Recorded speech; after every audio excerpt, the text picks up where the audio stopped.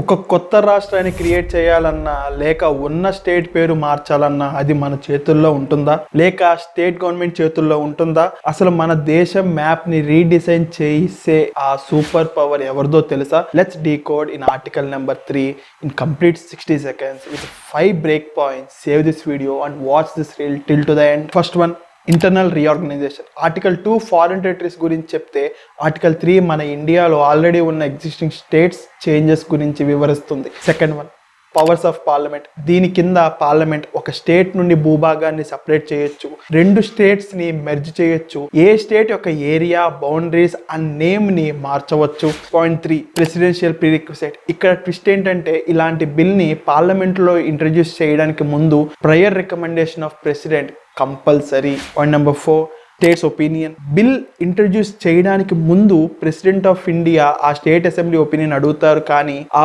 Opinion ని parliament accept చేయాల్సిన అవసరం లేదు. Parliament is not bound by the states views. Final one, destructible states.